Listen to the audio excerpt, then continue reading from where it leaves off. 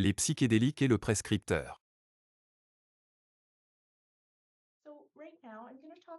En ce moment, je vais parler des psychédéliques et du prescripteur.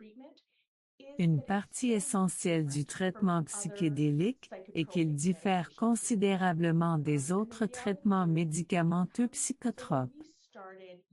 En réalité, cela m'est apparu ainsi lorsque nous avons commencé à utiliser la kétamine. Je la considérais simplement comme un autre médicament, comme la Bilufi ou la fluoxétine, ce que nous utilisons habituellement pour la dépression. Je ne la considérais pas comme quelque chose de si différent et puissant. Mais une fois que nous avons commencé à traiter les patients, nous avons commencé à reconnaître que les gens venaient avec leurs histoires, et leurs histoires étaient différentes de celles que j'entendais lorsque je prescrivais de la fluoxétine.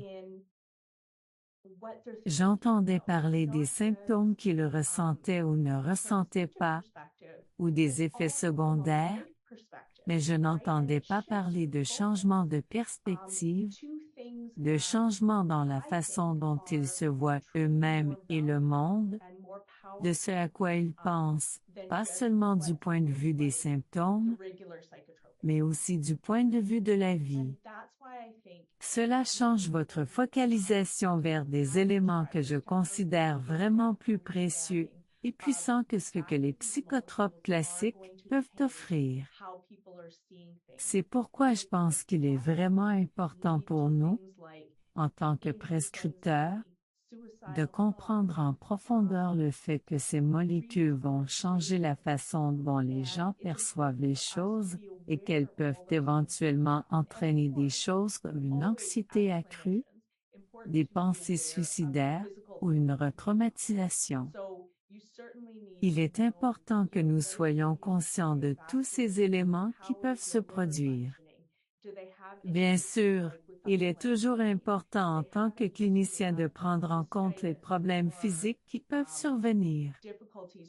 Vous devez certainement connaître l'historique cardiovasculaire du patient, le fonctionnement de son foie, s'il a des antécédents liés à la kétamine, comme une cystite ou des problèmes de fonctionnement de la vessie.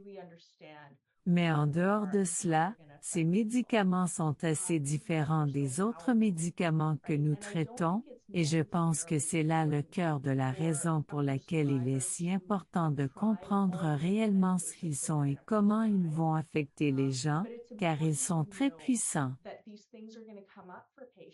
Je ne pense pas qu'il soit nécessaire pour un prescripteur d'avoir essayé tous les différents médicaments qu'il va prescrire, mais il est important de savoir que ces choses vont se présenter pour les patients et que nous devrons y répondre et les aider à comprendre comment intégrer ces expériences dans leur vie quotidienne et comment cela va les rendre plus vulnérables, plus sensibles émotionnellement, et comment nous pouvons les aider à naviguer à travers cela en ayant une très bonne connaissance de ce que nous faisons et pourquoi nous le faisons.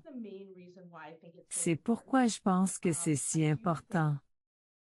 Je pense que lorsque notre objectif est le bien-être, nous devons également nous assurer de traiter les symptômes de la maladie psychiatrique et de nous assurer que la personne s'améliore réellement, et cela doit être suivi par des mesures standardisées, des entretiens approfondis, etc.